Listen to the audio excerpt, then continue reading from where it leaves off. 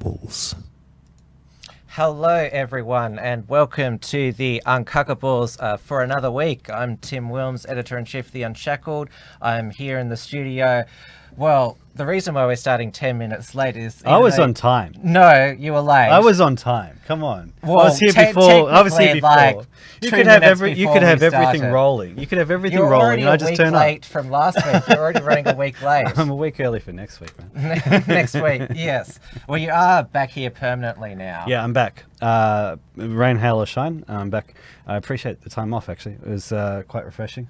And I appreciate everybody's comments saying they wanted me back too. So thank you very much, everybody. I had a bit of time off during January as well, sort of still part-time with the Unshackled, because there was plenty of news, and of course the left didn't stop hyperventilating, which we'll get into the left never stopped, in a moment. But we've also got for the first time on the Uncuckables, Bradley, chairman of the WA Australian Protectionist Party. Welcome. Thank you very much, Tim. It's a pleasure to be here. I've been a big fan of your show for quite a while now, and I've sort of been itching to get on, so here we are.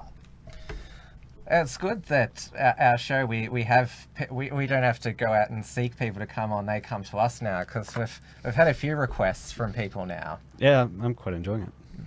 And we should say to everyone, happy belated Australia Day. We know that WA is in a different time zone. Australia Day's passed there, hasn't it? Because your public holidays are in different times. Yeah, no, it's 5:42 p.m. here according to my clock. So yeah, we're 3 hours behind you guys. Normally 2, but you have daylight saving and we don't, so we're 3 hours behind. And yeah, Australia Day's all over here. I got to say, in the current year clown world, saying that a certain area of the country is behind the times isn't really an insult anymore. It just means they've got more time before the collapse. Well, doesn't the reason why I said if you've had Australia Day yet, because doesn't WA have Queen's Birthday, Labor Day at different times? Yes, I think that's correct. Yes, that's right. We do have Queen's Birthday, I think, is in October, if I recall. Completely different, because we have what's known as WA Day. It was known as Foundation Day, which is the first Monday in June, and the Queen's Birthday is sort of like the second Monday in June. And so they didn't sort of want 2 weeks in a row where we have 2 Monday public holidays. So I think that's why we sort of changed it. So, yeah, I mean, it used to be called Foundation Day, and then a few years ago, Colin Barnett, who was the former West Australian Premier, decided to change it to WA Day because he thought it would be more marketable, I suppose. But, yeah, I didn't have a hugely strong opinion one way or the other, but, yeah, it is a significant holiday for Western Australia. So, yeah, we don't have the 2 Mondays in a row. We have, you know, I think it's October. I think Queen's Birthday is in WA, so that's how it is. Just secede and be done with it. Yeah. Because if you've got WA Day and you do a ton of things differently, there's still, it's never going to go away, the WA secessionist movement. I'm not sure what your perspective is. Don't encourage them. We're relying on Western Australia. Oh, so you're happy to be a leech? Yes, we need them. Well, actually, you know, maybe it'd be better for the country. Secede, it's accelerationist. Do it. Yeah, look, if you want my honest opinion on that, I don't think there's any real desire for that at all, to be honest. I mean, West Australians are certainly very, what I'd call, parochial. You know, we're very sort of proud of being West Australian, but at the same time, I think we're also very proud of being Australian. I don't think there's any real desire at all to, I mean, okay, we sort of like, you know, our own resources, and we'd sort of like to have a bit more money over this side of the country and that sort of thing. But for the most part, I think, you know, any talk about secession is really, there's just no real public support for it at all. I think, you know, West Australians are, you know, we're very close to the rest of Australia culturally and emotionally and all that. So I just don't think it's going to happen. Now, we are live on the Uncuckables YouTube channel and also on the Uncuckables D-Live channel. If you're in the live chat out on YouTube. I've put the entropy link there, which is the YouTube enhanced software, where you can come over and you can answer our poll, which we'll get to in a moment. You can ask us a question, and best of all, you can send through a super chat to support the production of this show. Now, I know that there's a lot of people who say they can't get onto the new entropy because there was a software update at the end of last year. I don't know how to fix it because it works for me on my iPad and desktop. What about you, Dave? I've never actually been able to get onto it on Boomer Tech. Okay. Yeah. Bradley, what about, have you tried to get on the new entropy? No, I'm afraid I haven't. I absolutely cannot be of any help there at all. Okay.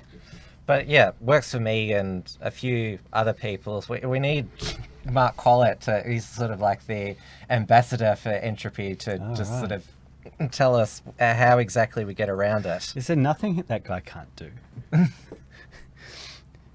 Yes. Superman. Well, he was on your XYZ Live last week. I'm hoping to have him on an upcoming episode of Wilmsfront because Magnificent. Yeah, good. Because when he made his debut to Australian audiences through the Uncuckables, and Maddie and I have very different interviewing styles. Yeah, that was a lot of fun watching that. Yeah, it makes good audience theatre, but you can tell, like, I just wanted to ask him, like, a whole bunch of other things. Maddie always detours on... Well, you only need to watch the archive of this show to know how things work. Yeah, you know what you're getting. You know what you're getting with that. And on DLive, you can send through lemons, which are the currency, cryptocurrency of the platform. And then it works out to, there's 10 lemons equal one ice cream, and then 100 lemons equal a diamond.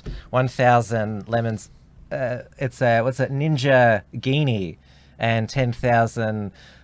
lemons are a ninjet. Do we ever get money? There's the lemon balance up there. Don't reveal it. Okay, sure. Oh, great. Yeah, beautiful. Okay. Because I don't know if you're one of those stupid people that reads out sensitive information. No, I'm not. No. When I used to do was that those trivia nights, there'd always be some idiot on your table who, when the question, they'd yell it out, and so the rest of the people on the other tables, I wanted to smack them. I know. Like, I got pub trivia night rage. Yeah, never go to trivia night with a village idiot. Yeah. Because you'll never win and keep the answer to yourself. As a good segue, WA seems to be where all the cool Australians are. Obviously, Gina Reinhardt, Australia's biggest taxpayer. She is based over in WA. Well, she's as a person, she's slimmed down now, but she still gives all those lefties, a lot of them take government grants and checks. They'd be getting some of Gina's money. She's buying their baked beans. But it's also the home of Margaret Court, who, well, it's the 50th anniversary of her 4 Grand Slams in a single calendar year in 1970. And of course, the Australian Open, they chose to recognise but not celebrate her. Yeah. Well, let's get this straight off the bat. Women shouldn't be allowed to play sport. It takes away from their primary duty as mothers and to, secure the existence of our people and a future for white children. Having said that, Margaret Court is pretty based. Yeah. Should women be ministers as well? No, they should absolutely not. But she is a minister. No, yeah, she should be stepping down from that. I disagree with that too. Yeah. So that brings us to our poll question for tonight. Is Margaret Court right about everything? I'd have to say most things, yeah. Because, well, the main reason, well, it's over the past decade, she's been condemned and criticised is because, well, she was vocal that Australia shouldn't legalise same-sex marriage because she supports a biblical definition of marriage, and she believes that sodomy is a sin, and she's against, obviously, gender ideology, transgenderism, and safe schools program, which she described gender ideology being taught to students as the devil, and safe schools brainwashing children. That's what Hitler did. It's what Stalin did. It's what Mao did. It's what Pol Pot did. she's good. She's one of the few people in the public sphere who is not afraid to say it like it is. It's interesting how it's always the left always seem to go after one person at a time. Like it's very Alinsky-ish. Like they always try to isolate an individual. Well, last year it was Israel Folau. At the moment, like because the Australian Open is on, like all the pressure is on Margaret Court. Everybody's talking about Margaret Court. There are just a few public figures who are actually like willing to actually tell the truth, and they get slammed. Well, she reintroduced herself into the public arena rightfully because it is the 50th anniversary of the 4 Grand Slams wins in a single year. And let's go through her career achievements. She's won 24 singles Grand Slam titles. No one, male or female, has ever beaten that. And she's won, if you combine singles, women's doubles and mixed doubles, she's won 64 Grand Slams. Nobody will ever beat that. Like it's quite inconvenient, isn't it? Yeah, it's amazing achievement. And I was watching the other night because probably to get those 4 Grand Slams in a calendar year, the biggest final of that was the 1970 Wimbledon final against Billie Jean King, who is now one of her lesbian opponents in the Politico sport world. That explains those funny looking photos. That's considered one of the greatest tennis matches of all time. Yeah, right. I think we've got footage of some of that. Like it's. Oh yes. Yeah.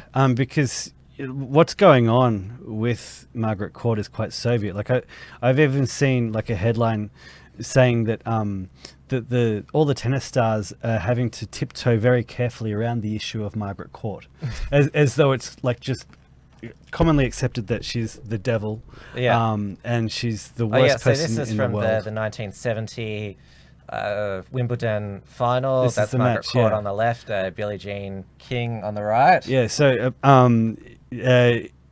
in the very near future, we expect. Yeah, that's the 1970 photo. We'll have a look at the 2020 photo. Yes. So this is the modified, and we should give credit to Ryan Fletcher for this. Yeah. This is the updated 2020 one. Yeah. That's just Billie Jean King just walking out by herself. Nobody knows who she was up against. She won. Yes. She always won. So they'll have to basically re-edit like the final footage where she was seen being a sore loser after she lost. Absolutely. Yeah. But this, like you said, it's inconvenient. Well, they're going to try, but nobody can take away all of those titles that she won. I mean, you can try and delete somebody from history, as the Soviet Union tried to do with lesser individuals, but that record's going to stand the test of time, and it doesn't matter what new life she has. Here's the thing, though: it doesn't have to stand the test of time. I'm just saying it will stand the test of time. I can say it's not going to be in my lifetime someone's going to beat that. No. Well, that the actual record itself. Yeah. But what we've found out is that the powers that be are very good at disappearing our history as well as our people, people. All you have to do is not teach it for a little while. You just have to change the narrative about it. Like there are a lot of sort of, when I was a kid, like there are a lot of people who like I knew who they existed, but like the kids of today, they don't know who these people were. So it's not that hard to erase the memory of somebody. It's also been revealed that Margaret Court is a racist because she supported apartheid in South Africa. Because when they're going after somebody, they dig up anything that they can. So let's have a look at what she said about South Africa. They're doing all in our work for us. 1970. It's actually quite great. Margaret Court, the great Australian tennis player. I have no problem at all with South Africa's racial exclusions. I love South Africa, she told the New Zealand Herald. I have many friends there. Of course I will keep going to play. It's a tragedy that politics has come to sport. But if you ask me, South Africa is the racial situation rather better organised than anyone else, certainly much better than the United States. She was absolutely spot on. Yeah. Well, I oppose apartheid on individual liberty grounds, but you can probably argue that South Africa in 1970 was a much more harmonious place than it is in 2020. Absolutely. So in that case, how can you possibly oppose it on individual liberty grounds when like the actual system was like far better than now? Well, like it was certainly individual a liberty, wealthier place. And it was a better place for black people too. Well, yes, because crime has skyrocketed since the end of apartheid, and its economy has collapsed. Yeah, hence you can't make the individual liberty argument with this. It was just categorically better. Principles are important. Yeah, I mean, you're making a utilitarian argument. Yes. Which is you make a convincing case. Yeah. Yes, I do. Bradley, Western Australia has a large South Africa expat population, basically because it is the closest white settlement area to South Africa. Yes, that's correct. There's quite a few South Africans, I believe, in Western Australia. I can't honestly say that I've had a great deal to do with them myself, but I'm told that there's definitely out there. And as far as, like apartheid was concerned, I mean, obviously that was 50 years ago and such a long time ago, such a different world back then. And, I think it's very, very easy to judge 1970 by the standards of today sort of thing. And, that's what people will do. They'll sort of, try and drag up any statement that might have been said a long time ago to try and, demonise that person. That's what they're doing with Margaret Court. I mean, just getting back to Margaret Court, I mean, Margaret Court is obviously let's call her a conservative Christian. And, I guess obviously we're living in an age now where obviously that PC fundamentalist, SJW fundamentalist crowd are not very happy with conservative Christians. That's like, they need their witches to burn. They need their enemies to sort of hunt down and try and get them to repent and recant and cower and all that sort of thing. But, Margaret Court's not doing that. She's somebody who sticks to her guns, stands up for what she believes in, and she's not, like rude or... No.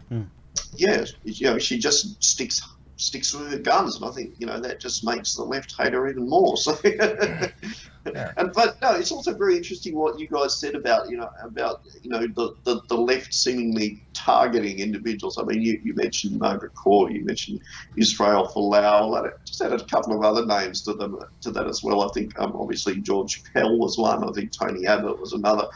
You're right. They just seem to go really hard after these sort of conservative Christian figures.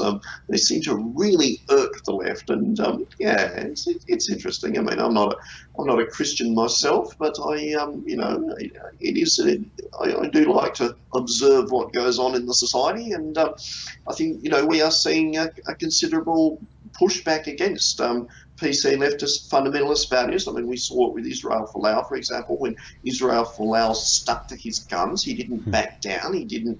I mean, what he said was, I mean, in his tweet, he was talking about, he didn't just condemn homosexuals. He also condemned thieves and fornicators and some other people like that as well. And I can't remember exactly what he said in the tweet, but it was like, of course, none of those people were important. The only people who were important were the homosexuals, and and so inevitably, they came after Israel Folau. But Israel Folau, did not back down. He stood hard to his guns, and inevitably, I think he won a lot of public support or a lot of public sympathy.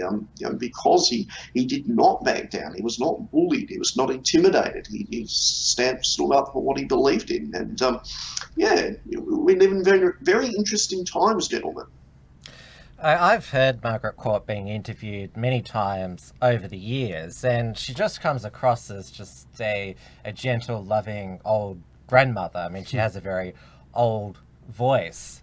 Obviously, when someone's words are written down, you can ascribe to whatever tone you want to them, but when you actually hear her, and she's repeatedly said she doesn't hate homosexuals, she has gay people in her church. So she's not a fire and brimstone preacher. No, not at all. She even said about Israel Folau, he could have been more diplomatic. She said that about him. Yeah, Yeah, in right. his Instagram post. But Victory Life Church in Perth has a large following. It does a lot of local charity work. She was, before she was married, Margaret Smith. She married Barry Court, who's the brother of Richard Court, who was the WA Liberal Premier in the 90s, and their father was Charles Court, another WA Liberal Premier. So she's married into basically a WA political dynasty, and her Victory Life Church, they recently expanded into a bigger church. So certainly she's got a large flock, to use the term. Yeah, absolutely. Going back to what I'm saying about them targeting these individuals, that the left are very careful to make sure that they make examples of people who oppose their globo homo narrative. You can't be allowed to just exist comfortably in the public sphere if you oppose the narrative. Life has to be made difficult for you, and you basically have to just be struggling to be there until you're pushed out eventually. And like when you describe, like, you know, she's got a big following, she's married into a family with an excellent pedigree. You've got the makings of a really powerful family here, a really powerful political force and cultural force and it's like what they've got there is a big counterweight to what the left is trying to do. So it's natural for them to go after her as hard as they can. That's what they do. And of course, there's no shortage of washed up, famous people and lesser athletes who want to make a name for themselves for condemning Margaret Court. And the most hilarious one was John McEnroe, who of course was tennis's biggest brat in the 80s and 90s, known as by his catchphrase, "You can not be serious." He destroyed many rackets in his time. He said that Court should not be, or should basically be erased from the sport. And he referred to her as the crazy aunt. There's a bit of pot calling kettle black there. So he was playing. Are you going to put up the? Sorry, you're gonna put charity up the photo, double match with Maria Navratilova. Navratilova, is that? Yeah, close enough. Okay. I always stuff up weird pronunciations or complex pronunciations on the air. Yeah, look, guys, I used to watch quite a bit of tennis back in the 1980s. Tennis was a lot more interesting back then. And, you sort of got Martina Navratilova was originally from Czechoslovakia. And I think she first won Wimbledon in 78. And then I think after she won a couple of titles, I think she defected to the USA, because back in those days, Czechoslovakia was a communist country. And Martina didn't want to be part of that. And once she had a bit of a taste of the West, she decided she didn't want to be a Czech citizen anymore. So she defected to the USA and she became an American citizen. And as for John McEnroe, I mean, obviously, going back to, I can remember he was around sort of late 70s, early to mid 80s. He had a period of real sort of dominance. He was a great tennis player as well. And but I think after he lost one or two titles, I think he sort of faded out of the game a bit. I'm not sure what happened to him, but he sort of seemed to disappear fairly quickly. I actually saw a movie recently. I just want to mention it because it's actually on SBS World Movies tomorrow night at 7:30 p.m. I just thought I'd mention this because I thought some viewers might be interested in it.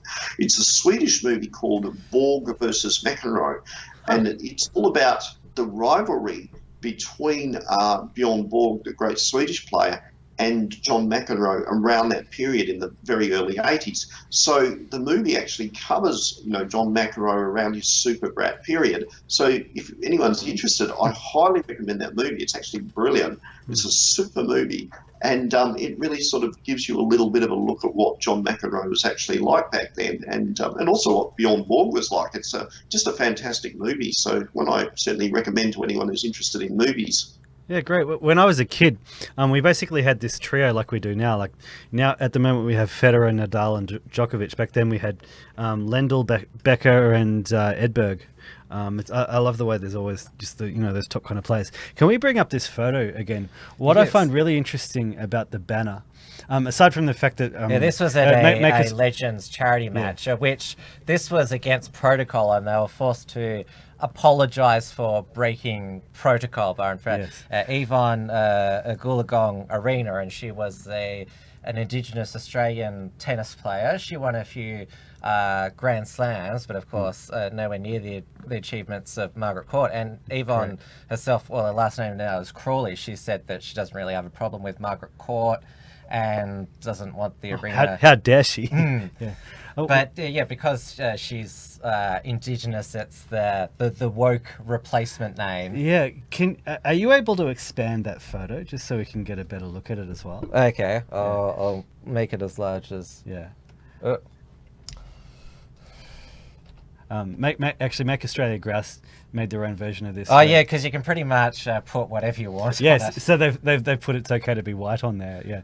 So is it just me, or does it look like they're trying to make it look like an Aboriginal rock painting? You see all the little dots all the way over there? Yeah, it's all different colours. They're breaking more than just protocol. I think they're actually appropriating. But I don't remember. Like, it looks like no, it's actually rainbow dots. That's what it looks like. Okay, so they're basically they're mixing up the rainbow flag idea with Aboriginal art. Because I don't remember those bright colours being in Aboriginal spot paintings. No, but that's what I'm saying. It's like they're converging the two. Yeah. I don't think they would have sought permission from any Aboriginal elders to do that. So maybe they could get in trouble for a little bit more than just breaking tennis protocol. I think it's probably fair to say that somebody set them up to do this. Well, they still did it gleefully. I can just see John McEnroe like putting all those little sequins on there or whatever, and just chucking tantrums and throwing it all away, and they have to start again. Yeah. Somebody he definitely didn't set make them it. up for. Obviously, we don't know who. We know there's a lot of people involved in the, the homosexual militant advocacy type movement. And Martina, she's a high-profile and famous person, and probably has links all over the place. And somebody set them up to that. But once again, as is so often the case nowadays in the culture war, I think it's basically an own goal from these two. They haven't done themselves any favours. I mean, okay, you'll get the LGBT militant crowd who will cheer them on for it, but I think a lot of ordinary Australians, like us, are probably thinking along the lines of, well, you guys are Yanks, you're Americans. Yeah, get out of our country. What are you doing over here trying to preach to us about our values and what we should be naming our stadiums? I mean, that's just, it's the height of arrogance. It's also spiteful. It's also not taking into account, I mean, you talk about Margaret Court. I mean, it's been mentioned that she's actually done a lot of work for charity over the years, but they don't take that into consideration. The only thing that's important to them is the homosexual agenda. So it's self-indulgent, it's spoiled brat, selfish, celebrities, self-important type people. Just rack off back to your own country and leave us alone. And when she was recognised at the Open, Tennis Australia gave a commemorative trophy, and the entire crowd there clapped for her. There was one solitary rainbow flag in protest. So the crowd there, they were happy to celebrate her achievements. Well, that's the thing. Shall we give her an on-air clap now? Absolutely. Yeah. Despite the fact that she shouldn't be playing sport, she shouldn't be a minister, but good on her. She's doing well.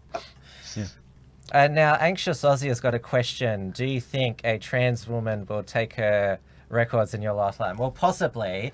Or Margaret Court, she also got criticised for saying that trans women shouldn't compete in women's sports, but so did Martina Navratilova. She said that trans women shouldn't compete because of their biological advantage, and she got dropped from one of the LGBT athletes groups. Like, obviously, lesbians let them lesbians hit are the round. biological women, but trans women are not. Yes.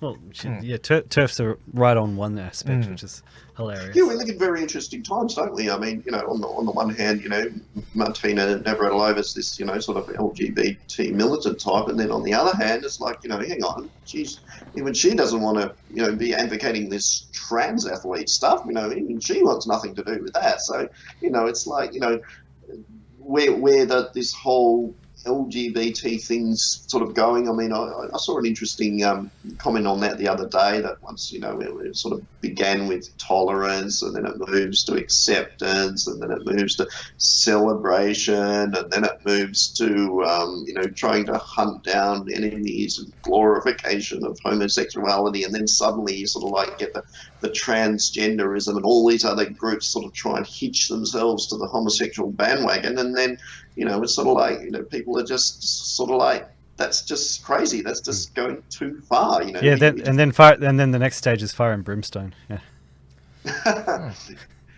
Yeah, but that's what's happening in the culture war. I mean, like a few decades ago, like when I was a kid and that, I mean, homosexuality was sort of like given a bit of a red light back then. Nowadays, it's sort of like being given a great big shiny green fluorescent light, and and we're seeing the consequences of that. I mean, it just goes to another stage, obviously, with the transgender movement, the unisex toilets. It just sort of seems to go to new levels of insane, and inevitably it reaches a point where ordinary people are just like, that's far enough. We don't want that stuff anymore. That's going, that's taking progressive or regressive liberal values to ridiculous, over the top, overreaching, ultra hyper extremes, and we're not cool with that. And it's happening in so many fields. It's not just with this transgender stuff or this militant homosexual stuff. We're seeing it in many other areas. It's like people are just had it up to the back teeth with political correctness, and the pushback against political correctness is, I think, growing and building and gaining momentum all the time. I think that's effectively at where it's at in the culture war. It's sort of like, the loony left are just becoming increasingly loonier, but they're so insistent on getting their own way on everything and ramming their own values down everybody else's neck, that it reaches a point whereby, the more they push, the harder they push, the stronger the resistance is now growing.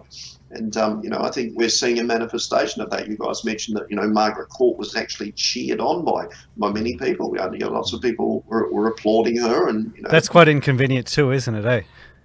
Yeah. Yeah. It is, and the same thing happened with the support for Israel Folau. Again, I think that's a sort of like a manifestation of, the shifting political consciousness that's occurring. And, it is what it is, and, we live in very interesting times.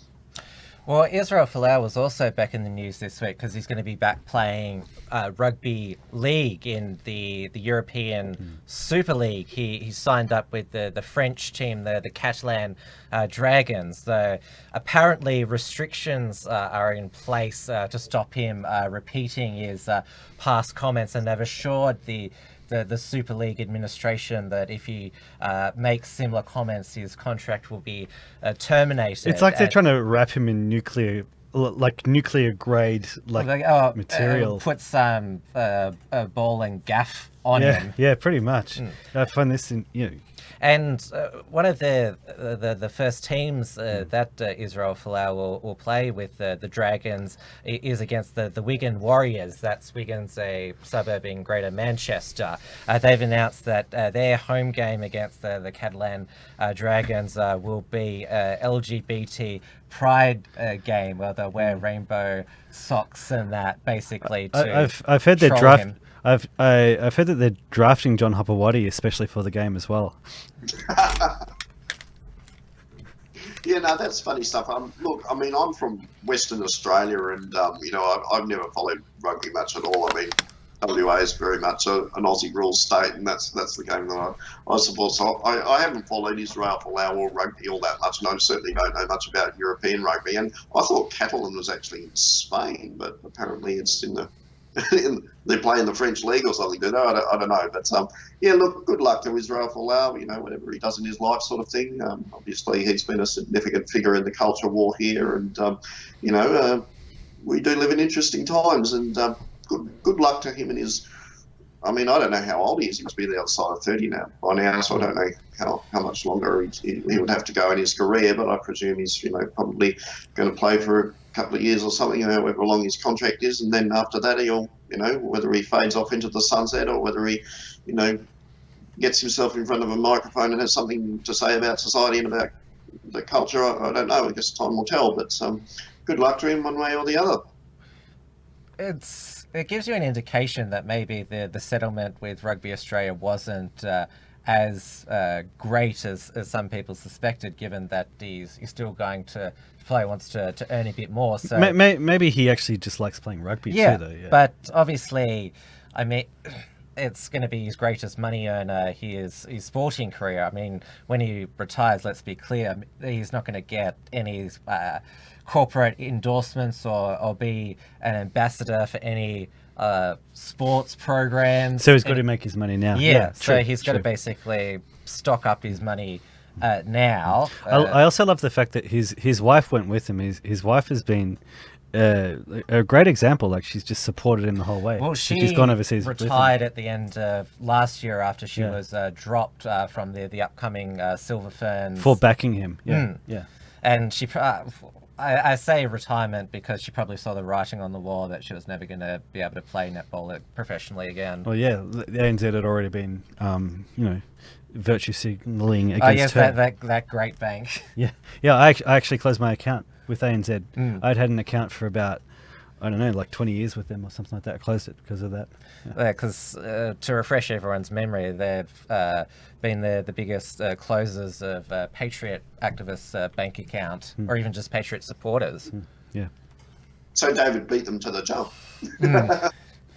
And so you push them away. I was like, I'm not going to wait for you to disavow me. I'm going to disavow you. Yeah, that's it. It's a golden rule. Do unto others before they do unto you. Yeah. Was he sacked or did he resign? Yeah, I sacked them. Yeah. All right. Well, the biggest news item this week is the coronavirus, which broke out in the city of Wuhan in central China. Let's do a quick poll of the listeners and also like of the hosts here. Is anybody upset about the coronavirus? Well, we don't know if it's actually because they talk about human-to-human transmission. Yes. It's hard to get information about whether that has occurred or not. But it's the cases in Western nations. They're all Chinese nationals or Chinese ethnicity have come from that region. It's funny that, But all of a sudden, diversity is not our greatest strength. But there hasn't been a case yet of transmission from Chinese person to white person. Yeah. So, it's a little difficult for me to care. Well, it's a racially discriminatory virus. Is that what is being suggested? I'm sure eventually it won't be, but it's. I'm not shedding many tears over it. Well, this studio is near Monash University, which of course any university in Australia has a large amount of foreign, i.e. Chinese students. Just avoid the bat soup. Yeah. Well, when I've been out and about the area, I've noticed a lot of young Asian students with the medical masks on. I've seen the same as well. Yeah. But they were wearing them before anyway. They seem to be quite concerned that they're going to catch something because they had SARS in the early 2000s. Then there was bird and swine flu, and then there was Ebola, which was in Africa. Yes, there seems to be a common denominator here, huh? Yeah. That unhygienic, unsanitary places, because I've been seeing on my Facebook feed all the disgusting things that they've been eating, and like obviously the bat soup, but I don't even I'll throw up. Just that guy who ate the live frog. And there was actually because this is actually what their food programs in China promote, and the female TV presenter who ate a bat on a television show, Chinese government got her to apologize for it. Wow. Okay. Well, my take on the coronavirus is like Tim mentioned. We've sort of seen this before in recent times, whereby the media's created this massive scare about some new virus that might come along and kill a few people, often in a third world country. And you mentioned SARS. Was that swine flu or bird flu or something? I can't SARS remember was, yeah, it was a flu virus that was separate from swine and bird flu. And this virus here is actually it animals can catch it as well. It was originally from a seafood market in the town of Wuhan. Right, okay. And also you mentioned Ebola. Ebola, if I can remember correctly, I think there was like a Ebola Mark 1 that sort of appeared in the early 90s, if I recall. Made a little bit of a noise back then, and then it sort of came back a few years ago, might have been about 5 or 7 years ago, I think, sort of like Ebola Mark 2, and people started, dying in, I think it was West Africa. And I can specifically remember that, Sarah, and they were hyping it up so much at the time. And I can even remember that Bob Geldof, the guy who organised the Live Aid concerts back in 1985, might be a little bit before your time, Tim. David can probably remember it. But, going back to... I remember the 80s. Yeah, a major famine at the time in Ethiopia. This is 1985, and people were dying of starvation like flies. Because of communism, that's what it was for. Oh, there was horrible scenes. Well, it was mainly because of the drought, and I'm sure the communism didn't help. But there was a horrible drought there, and lots of people were dying.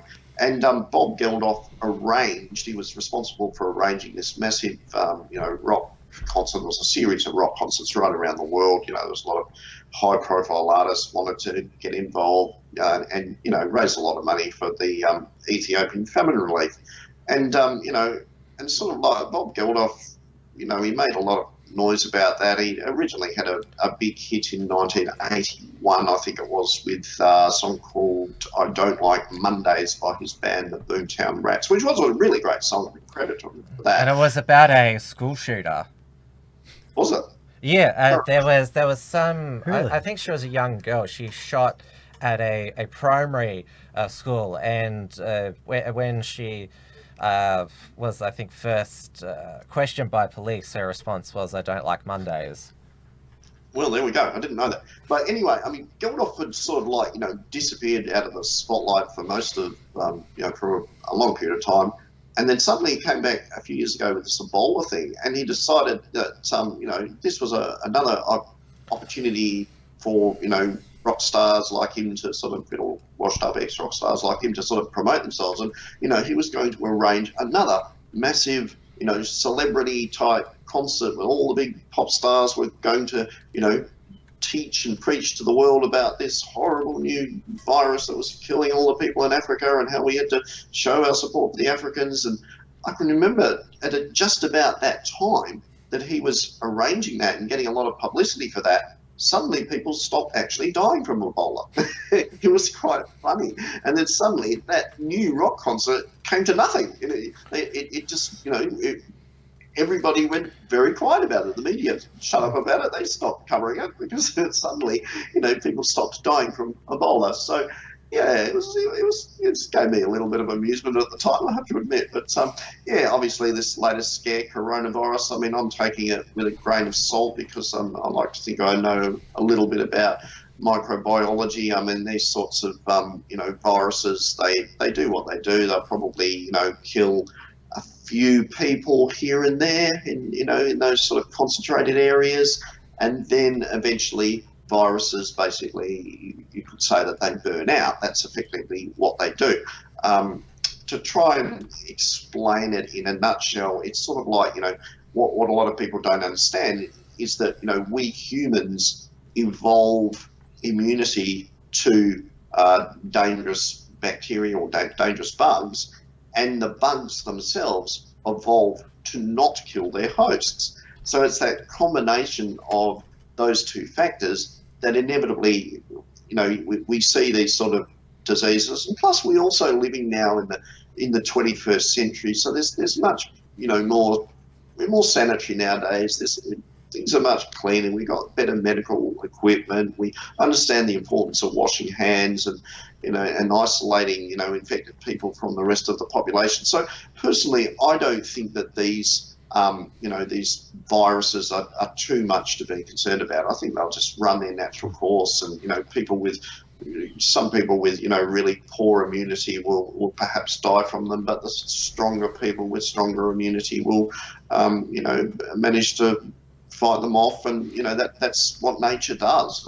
So what you're saying is we're going to have to find another way to bring China's population down to 500 million.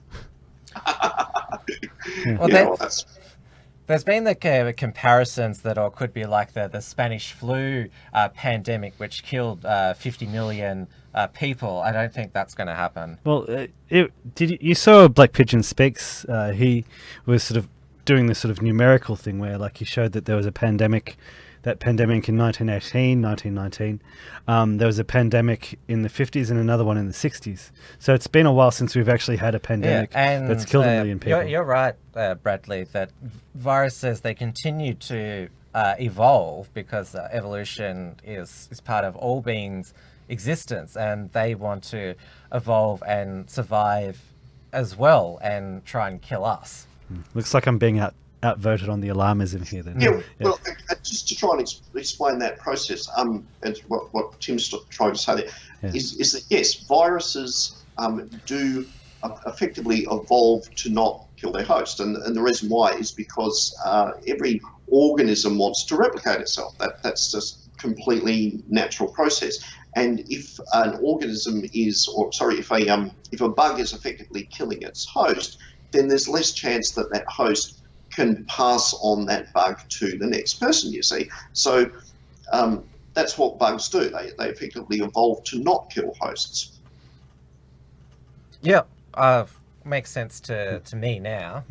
That's sort of a more scientific explanation that I just provided. And we should also say that obviously with the name coronavirus, everyone's been thinking of Corona beer, and there's been lots of... I actually bought some Coronas memes yesterday, I would like to know the sales figures of whether it's helped or hindered sales. I saw that there's this bar in Hamilton, New Zealand.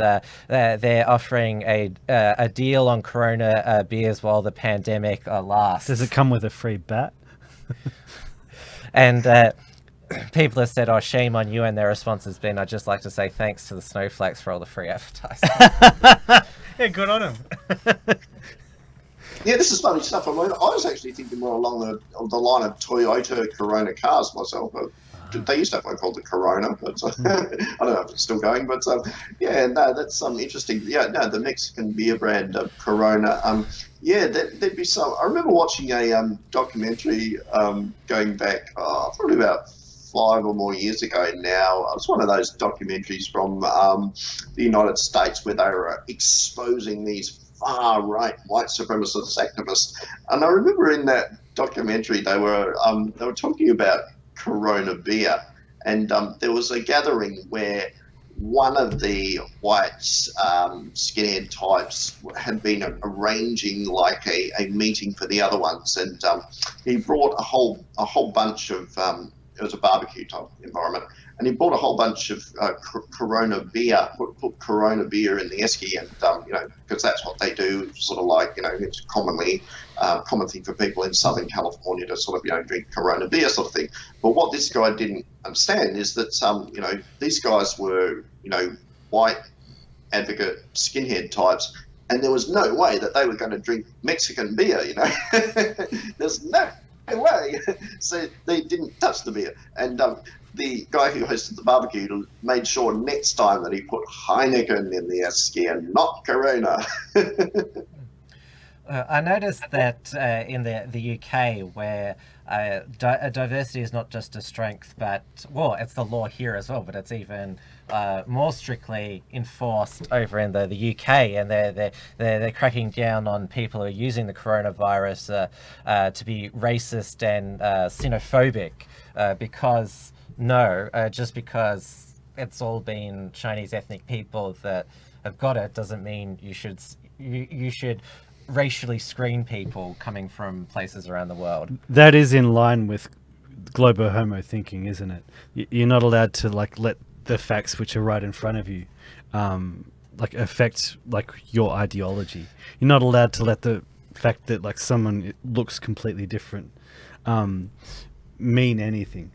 Yeah. Let's just go through the actual figures as of right now, and this is of course from Wikipedia, and this is from figures from obviously a communist government, so we can't trust them because the Soviet Union claimed that they didn't kill as many millions as we later found out they did.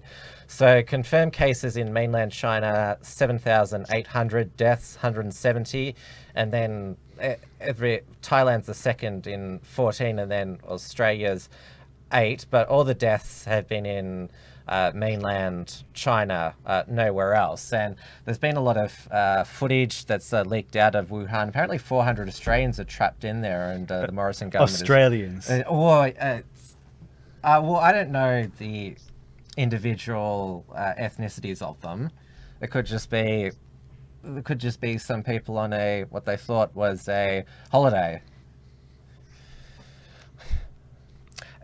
Somebody in the chat has alluded to apparently there was a bioweapons facility near Wuhan, and that it could have accidentally been released. And then there's also people who believe that it's a CIA bioweapon because it apparently came from Canada. And of course, China for most of 2019 were talking about what a geopolitical threat they were to Australia and the United States. And well, in 2020, they're completely preoccupied with trying to contain. They've not just got Wuhan in lockdown, but several other regional areas. What better way to basically keep them preoccupied than to release a super virus on them? Yeah, it's convenient in that regard. I'd also suggest people go and check out Vox Day. He's linked to what is it? Something conservative, anonymous conservative, who's done like a breakdown of like day by day, like the number of cases and how many fatalities, and has made a prediction on there, like sort of extrapolating from that for the possibility of like 1 million casualties, which could be quite interesting. Also, while I remember the bat soup has reminded me, of course, remember when Ozzy Osbourne bit the head off a bat during a concert because he thought it was just a plastic bat that had been thrown at him, but it was a live one that was into shock, and so he picked it up and bit it. And he had to have rabies injection for 30 days. And if you see how Ozzy Osbourne speaks today, kids don't touch bats. Yeah, okay. Yeah, I mean, it could be all the other drugs that he took that made him like that.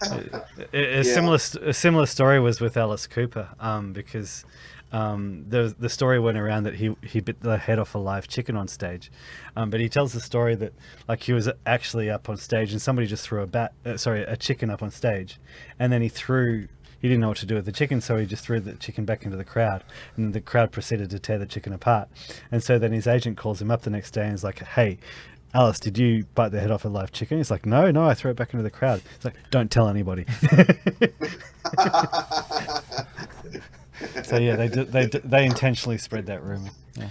Now I'm continuing to put the entropy link into the chat, so those who can log on, please join us over there. I noticed that there's still people who are putting questions in the live chat. I know that it was Anxious Aussie, they tend to just repost the questions that can't get into entropy, put them in entropy on those people's behalf. So if you feel like doing that tonight, again, Anxious Aussie, go right ahead. Also, people have been pointing out that how efficiently China is responding to building new medical facilities. There was this meme that was shared by a different view, and I got this from Sam Newman's Twitter, China is building a new 1,000-bed hospital in less than 6 days to treat victims of the new deadly coronavirus. Construction has started in central city of Wuhan. In Australia, that would take 6 years, 3 prime ministers, 10 inquiries to be downscaled to 100 beds just to get building approval permits. Yes, correct. And Sam Newman said here, Chinese city of Wuhan is building a new hospital. It's due to be completed in, wait for it, 4 days. Wonder who we could get to finish the metro tunnel. Yes, because Dan Andrews, or as Maddie calls him, Dickie is Dan, he's having trouble building the metro tunnel, the Westgate tunnel. They just had to sack a whole lot of people. East link. He's getting into... He's obviously not a very good negotiator if you cut like all these contractors he's getting into dispute into, and there's all these cost blowouts. That's typical of Labor, isn't it? They promised that the NBN would cost a couple of $1 billion, and it's going to run into the hundreds of billions. I think there was another news article that apparently we've got slower internet than third world countries. Yeah, my place is connected to NBN, and it's shocking. It drops out all the time. Yeah. Yeah, it's actually pathetic. We've got the most at the studio here. We have had a few, well, not dropouts, but just crashes. But it's more reliable than pretty much every other internet because it's such a convoluted connection. Wire cabling. But here's the thing about China, though. It's not just the Labour Party. It's the Liberal Party. It's the whole democratic system. There's been a big fuss the last couple of days about Boris Johnson allowing, is it Huawei? Huawei, yeah, to help build the 5G network. Yeah. And people have been saying, it can, like they've been saying, China has that surveillance state and they've got their social credit system. We've got exactly the same thing here in the West, but it's just not as official as China make it.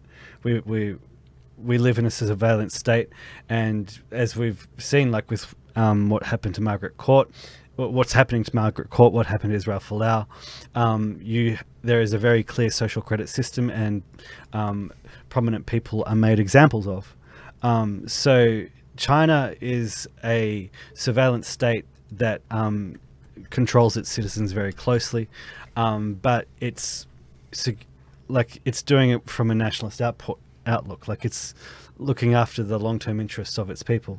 Our own states, surveillance states, they have a social credit system, and they're doing that in order to replace us. Like the whole economic system is based on replacing us.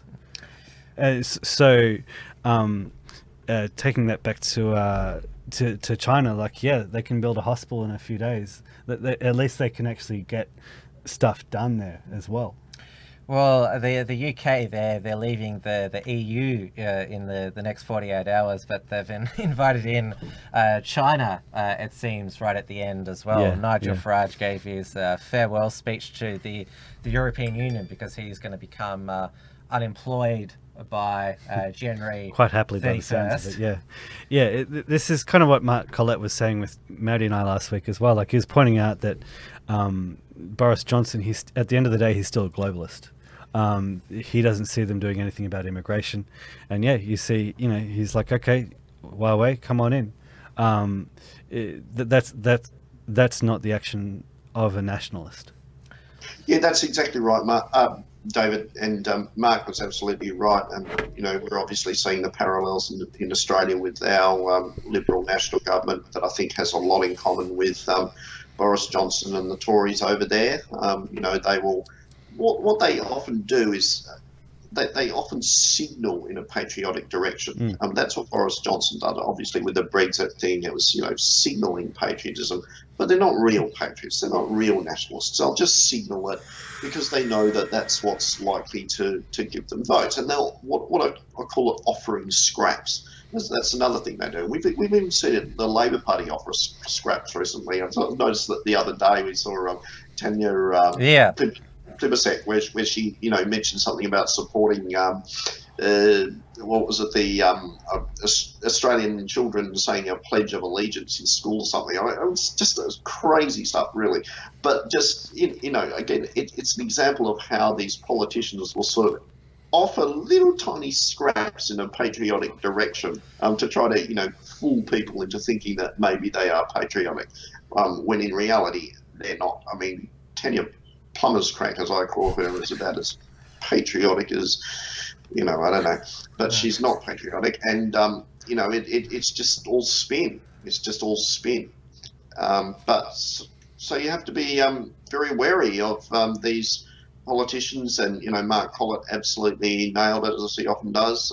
Boris Johnson is absolutely a globalist. He's supporting mass immigration into Britain. He's not part of the solution, he's part of the problem. And we have exactly the same problem here in Australia with ScoMo and his Conservative government. And, we'll see how it all pans out. But unfortunately, we're not living in a very enlightened time right now. But I think, the consciousness is shifting. It's changing all the time. More and more people are waking up, and that's a process that will continue.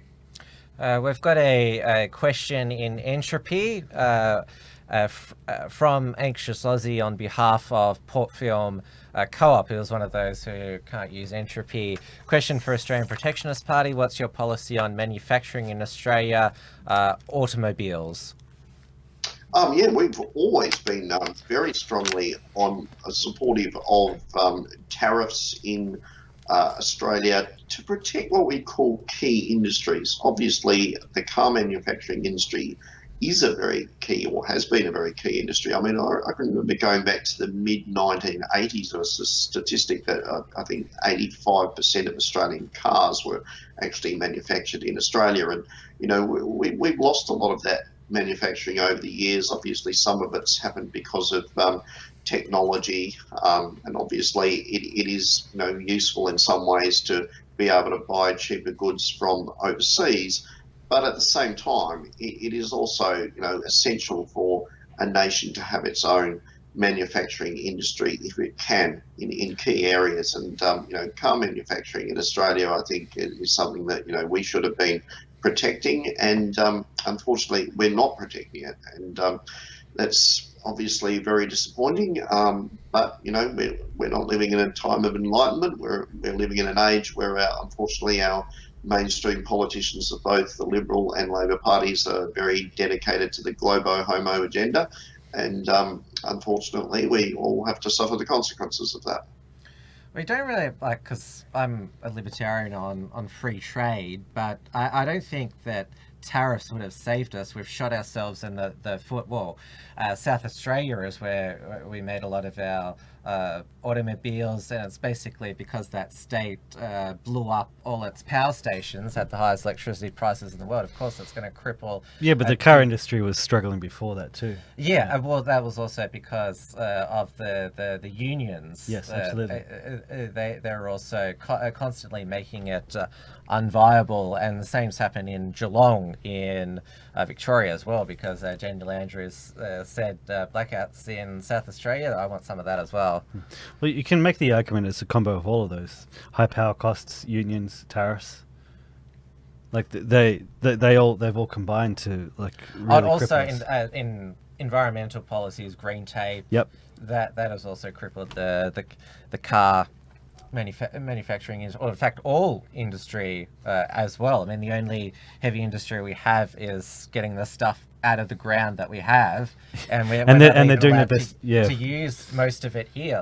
The uranium we send overseas to China, of all places, but we're not allowed to use it here. Yeah, I mean, we should not be exporting uranium to the third world. I strongly disagree with exporting uranium. Not just that, but we're also exporting it to, I think it's the United Arab Emirates, which is a tiny great country in the Middle East. And it's like, why do we want to put, nuclear material in the hands of these Arabs?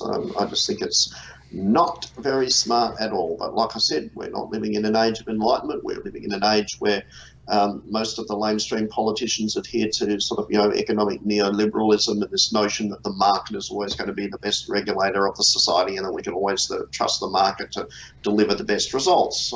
Whereas, I think that's just crazy stuff.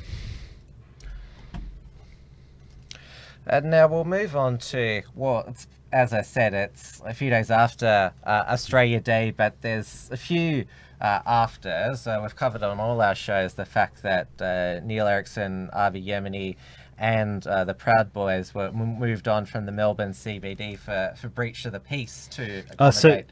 the Invasion Day supporters. So did the Proud Boys receive a move on order from the police? Well, they were threatened with arrest. Right. Okay. There was around about 20 of them. Yeah, So yeah. there was obviously 20 is a lot more than just Neil Erickson and Navi Yemeni by themselves. It was interesting how it was organised. It seems like was the initial plan for the Proud Boys to basically form a protective ring around Neil Erickson, so it wouldn't be like it wouldn't be the lefties lynching one guy. Like there would actually be some protection for him this time. I think they were all doing their own thing. Okay. Like the Proud Boys, they're as you saw, they're a large group by themselves.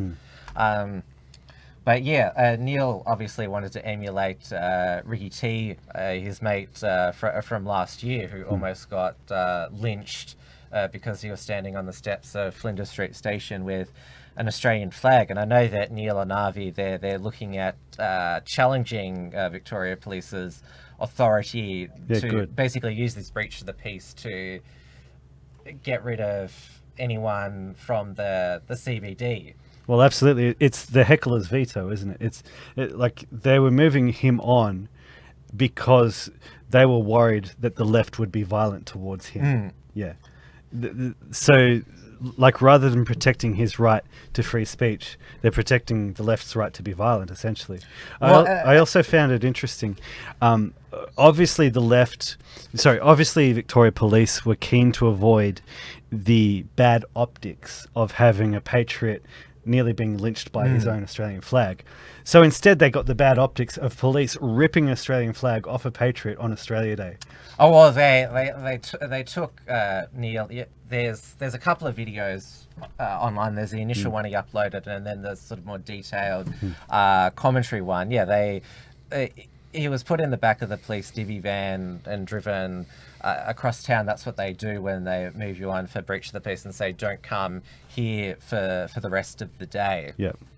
But I made the point it was Trans-Tasman Talk Tuesday evening, that why on Australia Day the Invasion Day, like it's fair enough that they're allowed to protest, it's a free society, but why are they allowed to go down the official Australia Day parade route after their protest at Parliament House? It's a bit insulting, isn't it? Yeah, it's the same one, the official Australia Day parade route end up at the middle of Swanston and Flinders Street, where there's Flinders Street Station one side, Federation Square, there's that old pub, Young and Jackson, and then there's St.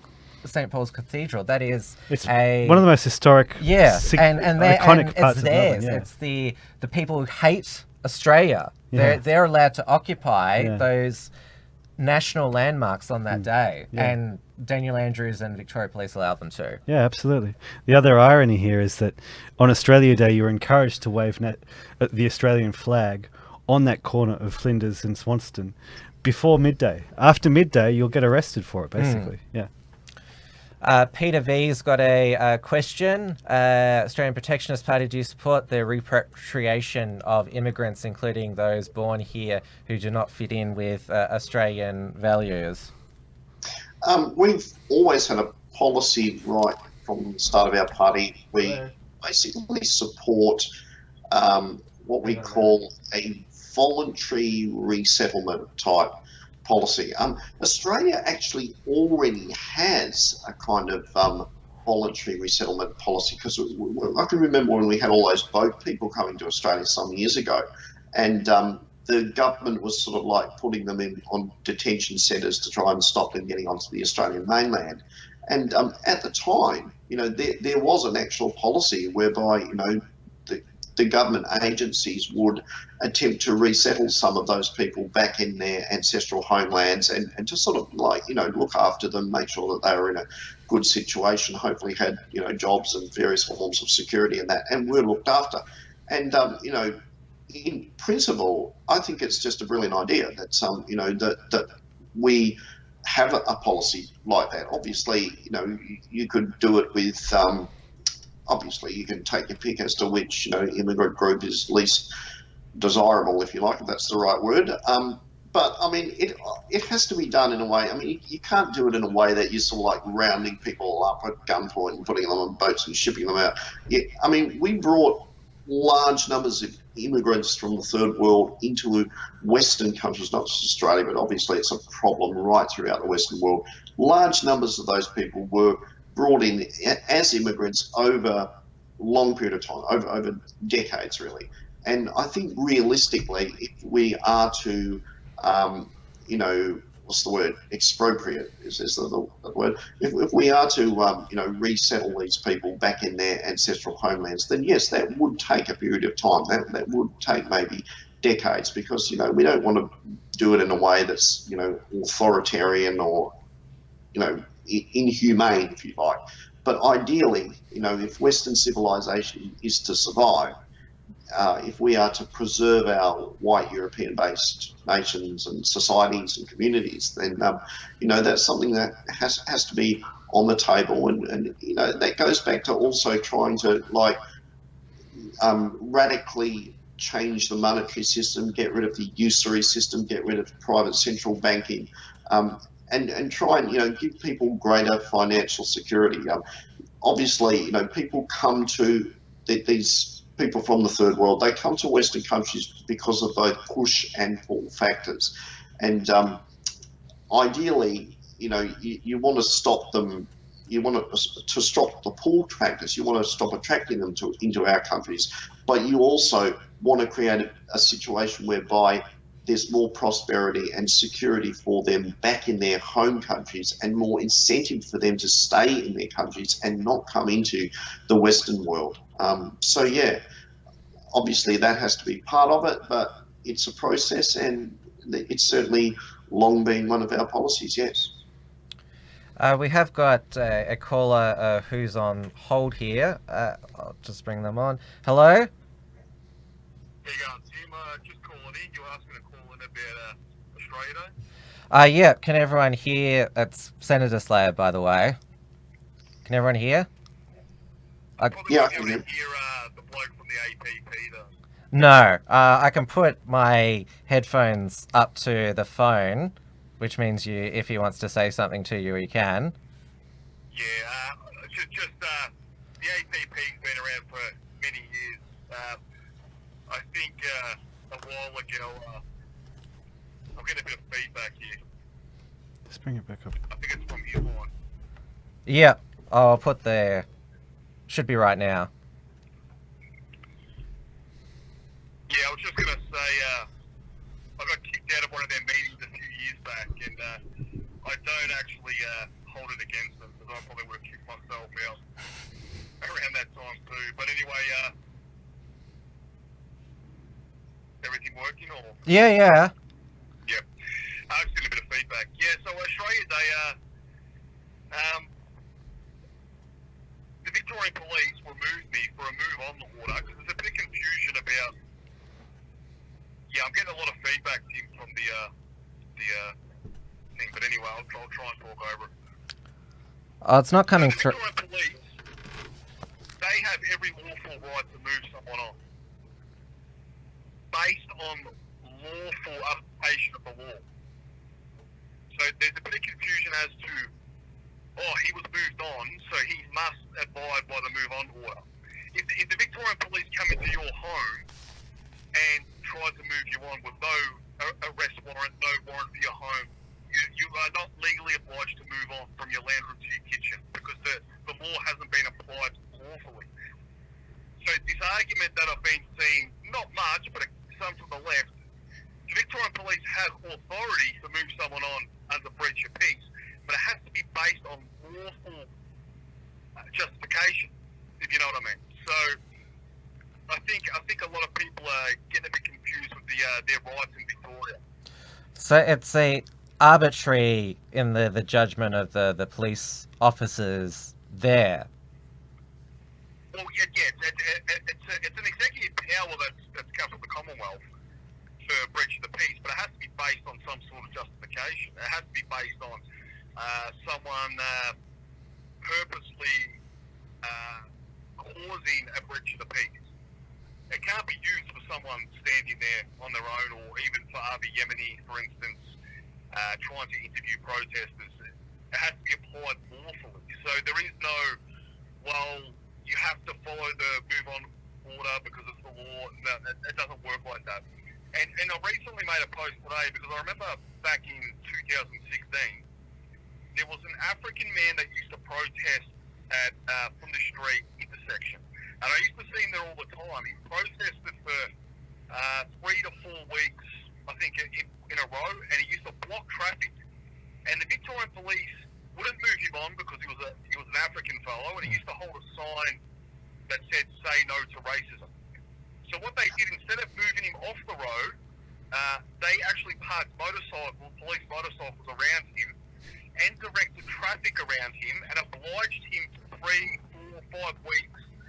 He used to do it at peak hour until there was complaints by the public where they ultimately had to move him on.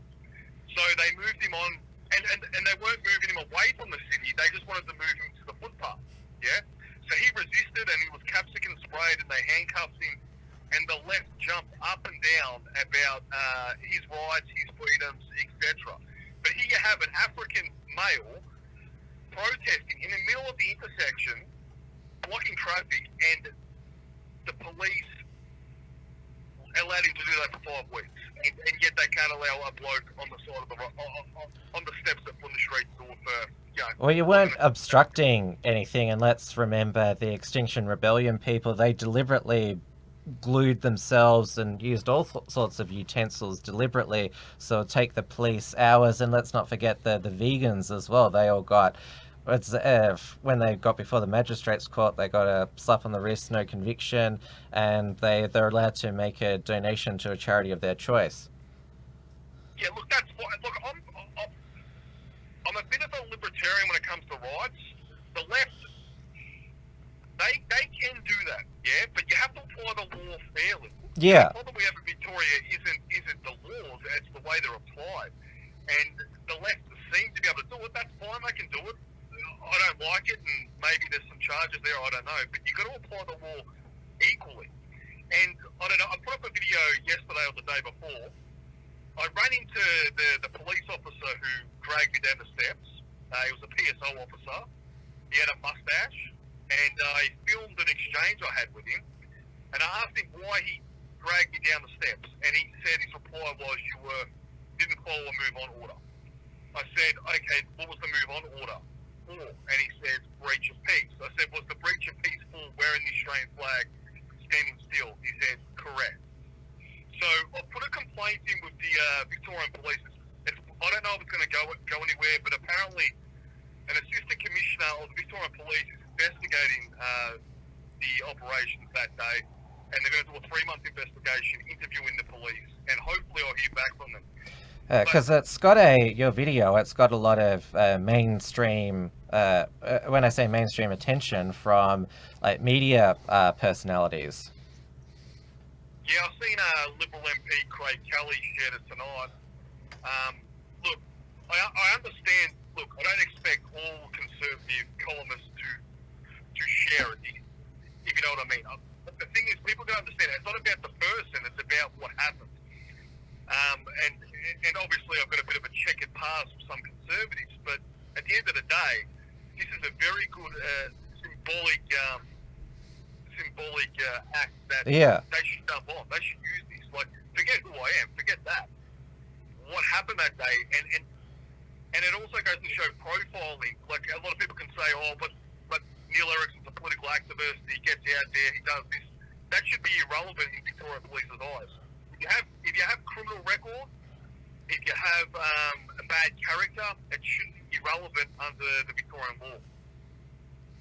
Well, it seems like we're not going to. This is not the end of the matter at all, and yeah, it's got a lot of people outraged that this can happen on Australia Day, but also the fact that, as you said, there's this executive law, and I know that Avi Yemeni, he's going to take his.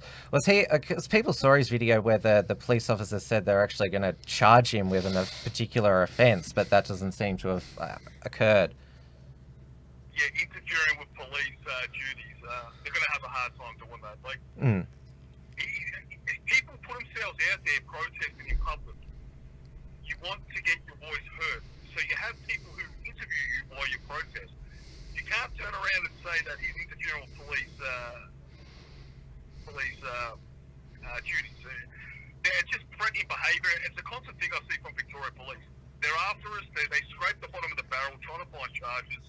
They're going to do everything they can to shut us down. And even the Milo incident where I was convicted, I still believe I was innocent.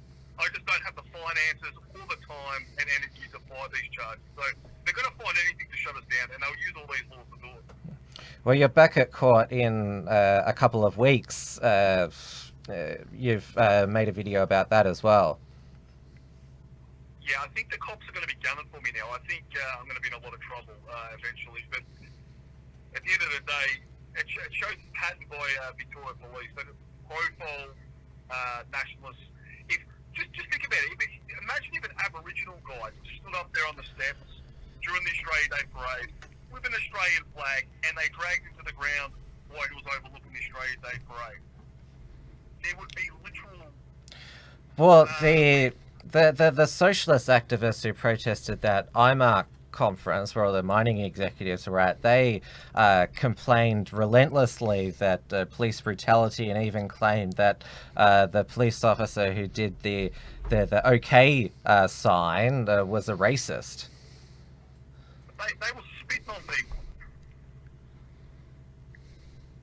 You know, they were spitting on people. There's a difference. It's just the way, it's the application of the law. But look, I'll tell you what, after what's gonna happen with Arby's incident and this, the Victorian Police, I think they already had some, I don't know where I read it, but they are looking in-house at their political agenda, their motivations behind their policing. So I think after this, I don't think we're gonna hear too much from the Victorian Police concerning like nationalists or anything like that. Well, we shall see. And your next court date, when's that? February 18th. I've got the special LGBTI Victorian Police. They wear rainbow-coloured uniforms. They run a radio station where they call for religious parents who don't accept their child's gender identification to be referred on to DHS and other police organisations. They talk about taking names of Victorians who are against gay marriage, putting them on the police computers. They call people like us idiots, undesirables, and they all laugh about this. This is Victorian Police. This is what they are. And there's over 300 LGBTI police officers who go around. Are you talking about police, are they police officers who are LGBT, or is that their official title? No, their official title is LGBTI liaison officers. They're actual Victorian Police. And what they do is it's like a special activist group within Victoria Police. So the Victorian Police aren't a police force anymore. They're an activist and lobbyist group. These LGBTI police officers refer charges to Victoria Police for homophobic incidents. And they've been on record multiple times asking the public to call up and report homophobia. Homophobia is not a crime. Why are they asking the general public to report homophobia? They're doing it because what they do is they replace that law, the non-existent homophobia law, with another law, such as disturbing religious worship. They go through the law book looking, let's get him for something, because he's homophobic, he's upset someone, there's no law for homophobia, let's find something. And that's what they do. And that's what they did to me at that gay church in Hawthorne. I broke no laws. I asked for permission to address the congregation. I was given permission. So what they did is they had secret meetings before the investigation even started. They talked to the witnesses. They coached the witnesses. And then they got the witnesses on board to lie in their statements and basically say all the right things that match the elements of the charge of disturbing religious. Well, from what you told me, it's a contest hearing, so all that I assume will be said there. Yeah, definitely. But it's just the Victorian Police are no longer police; they're political activists. That's what they are now. Not all of them, but a good percentage of them. Well, we'll see how this all plays out. I myself, obviously, if they may have a political agenda, the leadership or some of them, but I think there'll be some reflection and some optics PR management, so we'll watch the story closely. All right, mate. I'll catch you later. Bye. Cheerio, Neil. Now, the other aftermath of... I'll put my headphones back in. Even though the left, they want to, well, not just change the date, abolish Australia, they want to abolish Australia, they still seem to care about the Australian honours system, Of even course. though it's something we inherited from England. And so Yes. they want Bettina Arndt's AM member of the Order of Australia revoked. She got it for gender equity and men's rights activism, and Jill Hennessy, the Victorian Attorney General, wrote to the Governor General saying it should be revoked. It's amazing that they were able to get that from such high up. Yeah. Yeah. And remember, that's the same Attorney General who had her legal counsel at Blair's appeal trial. Yeah. Again, you can't have anybody up there contradicting the narrative. Yeah, because Rosie Batty condemned Bettina Arndt's honour. So Wow. Yeah. Yeah, just cutting in there. I actually watched Bettina Arndt tonight. She was actually on the Bolt Report on the Sky News channel, and it's quite interesting because she wasn't upset about it in one sense at all. It's because Bettina Arndt's the sort of person who, the left have been attacking her for quite some time, but I think she actually revels in it. I think she's one of those people that the more you sort of attack her, instead of her sort of like cowering in the corner, she is going to come out swinging. And, she was on the Bolt Report tonight and she was vehemently defending her position. And she was, you're right, it's absolutely unprecedented that a state government minister would specifically write to the Governor General because she objected specifically to, one person getting the Order of Australia. How many times has that happened before? Clearly this is highly politically motivated. Obviously, Bettina Arndt has been blacklisted in the eyes of the sort of, feminazi cabal or whatever they are. But it's we live in interesting times. But it's all sort of grist for the mill.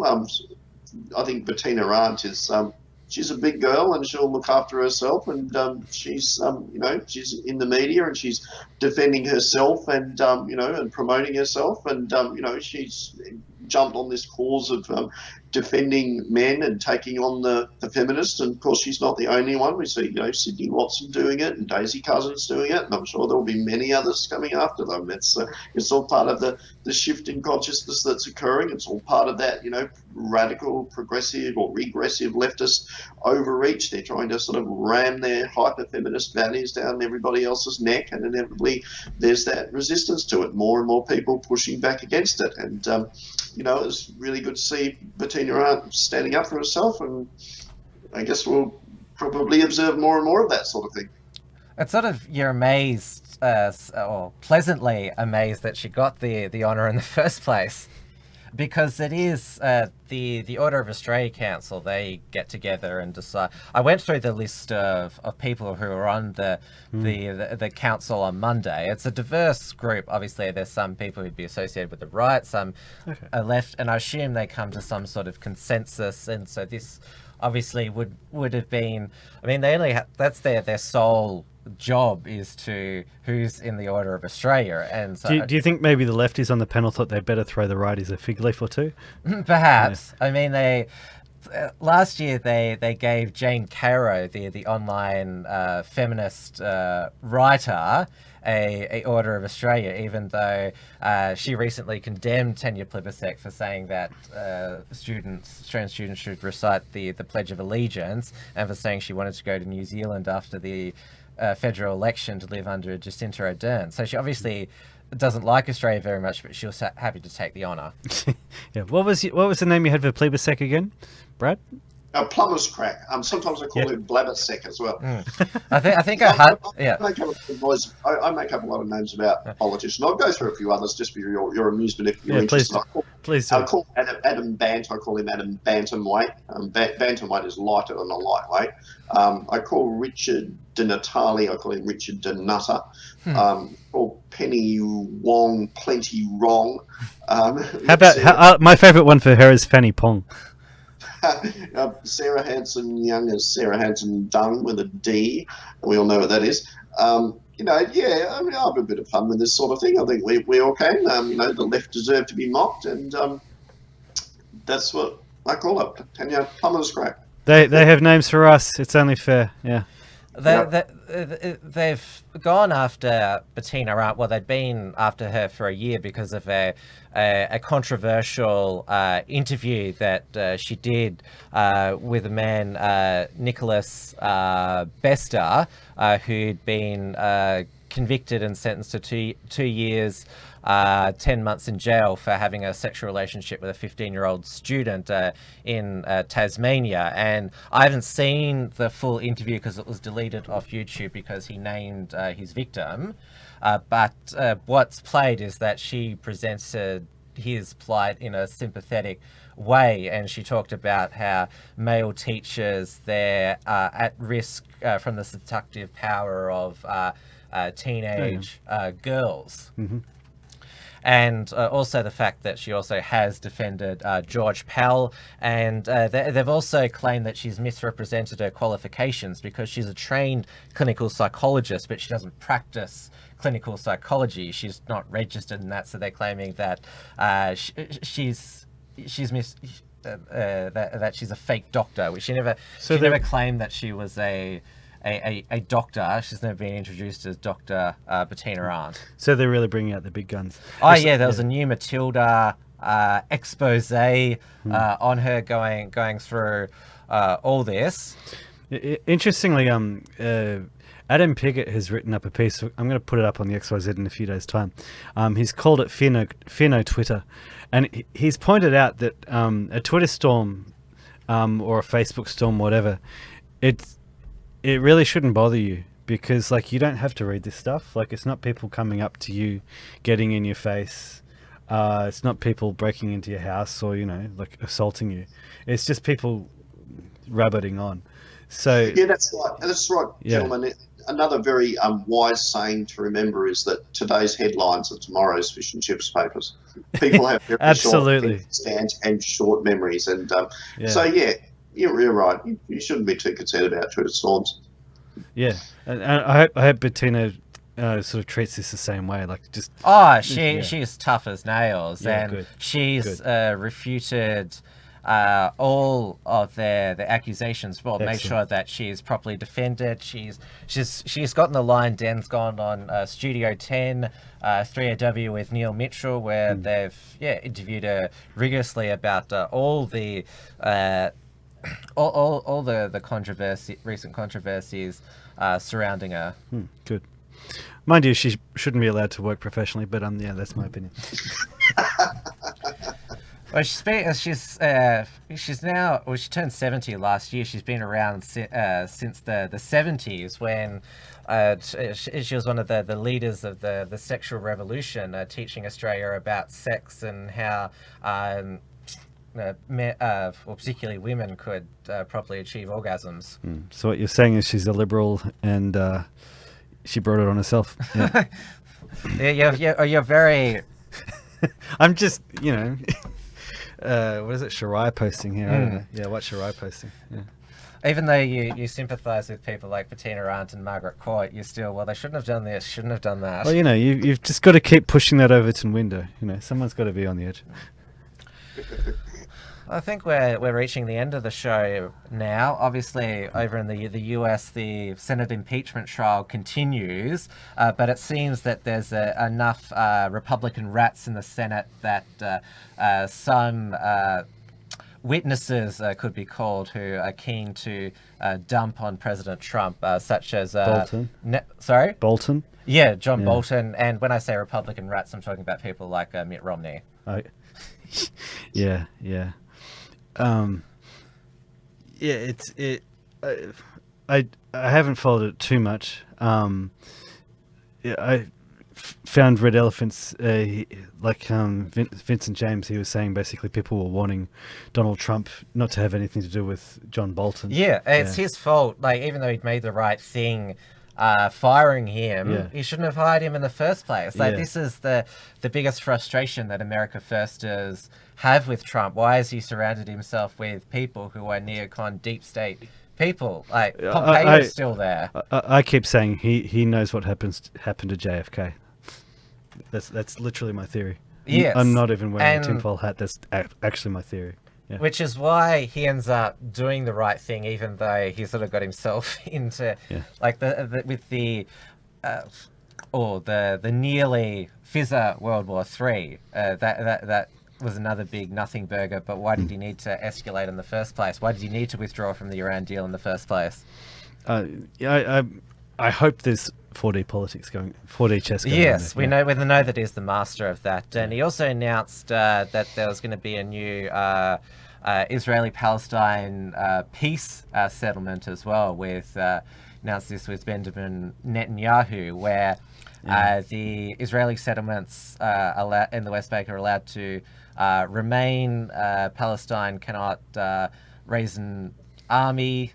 Anything like that. So it's basically there'll be a two-state solution with the status quo. And Israel's going through another election because they keep having hung parliaments, and Netanyahu's just been indicted for fraud and some other corruption charges as well. Yeah, if this is 4D chess, it's a real wild one. I don't know what way you're going to go with this, because like the Palestinians aren't going to accept it. Like, No, well, they're never going to accept anything. I mean, Israel. But even this one, like they're basically saying, okay, all the settlements on the West Bank and Gaza will now be part of Israel. Like the Palestinians, there's no way they're going to accept that. No, well, they're not going to accept. A lot of them won't accept anything except basically all of the 1967 lands back and then some. Yeah.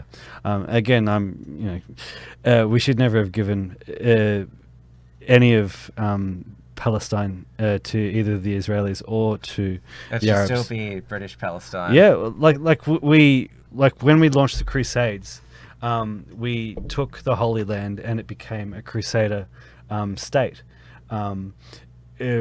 Nearly 1,000 years later, we finally get the place back. And what do? We just give it all away. We should never have given it all away. It's European territory. It used to be part of the Roman Empire. It should be ours. And that's my solution. It's my one-state solution. Yeah. All right, Bradley, have you got anything to add? Because I think we'll wrap this up now. No, not on that specific issue. Oh, well, thank you for joining us, Bradley. I know that 3 hours behind, so you had to start relatively early. It's way past 10 p.m. here in Melbourne, and we've just had a scorcher today. It's going to be a scorcher again tomorrow, but there's no dire bushfire predictions that I've heard, which basically everything that burnt that could burn has now been burnt. And it's also snowing in Saudi Arabia. Yeah, I actually heard that as well. Yeah. Look, thank you so much for having me on, gentlemen. It's been an absolute pleasure. I just want to mention I'm part of the Australian Protectionist Party. We've got a website, www.protectionist.net, and we're on Facebook, we're on Twitter, we're on Gab, and please look us up and follow us, Australian Protectionist Party. Beauty. Thanks very much for coming on, Brad. It's much appreciated. Thank you so much. And of course, we'll do our end of show plugs. Of course, I'll be back Wilmsfront tomorrow night, 7 p.m. live on my YouTube and DLive channel. Tim Wilms, my guest, will be China expert Dave Lee, because of course the big debate is that bioweapon or bat soup. Dave Lee tends to come down on the side of the bat soup, and he's got a source inside Wuhan who's providing him with footage. A source, huh? Yes, I'm glad you're getting Dave Lee. He's done some really good stuff for quite a long time. You can find him on, he's not just on YouTube, he's also on Facebook, where he also has a group, Australian-born Europeans, where he's posting a lot of these videos from China. Excellent. And you can see me with Maddie's Modern Life at 9 o'clock on Monday nights at Maddie Rose Live. We have a lot of fun. And I've also been doing podcasts with Mark Moncrief and sometimes Mark Richardson from Melbourne Traditionalists. Just check the XYZ. We post them up whenever we have one ready. And of course, on Saturday it's Matty Rose live Yeah. solo. That's always lots of fun, where he goes through his favourite articles. He's doing some good work. I've been enjoying trolling him in the comments. He seems to, every week he seems to have a serve at his, what is it now, nemesis De Vere. And rightly so. Yeah. I'm back 5 nights a week. Wilms Front is 7 p.m. Monday, Wednesdays and Fridays, and of course Trans-Tasman Talk with editor of Right Minds NZ, Dewey de Boer, is live on the Unshackled YouTube channel 7 p.m. Live, and well, of course we still do this once every week, and I know that there's going to be something very special being announced on this show next Thursday, but I don't think I haven't got, it's embargoed, I can't say yet. Okay. But yes, you can catch up on my own Wilms Front shows, timwilms.com, of course the latest from the Unshackled, the unshackled.net. Beauty. All right, good night everyone. Thank you very much, everybody. Much appreciated. Thank you. Good night.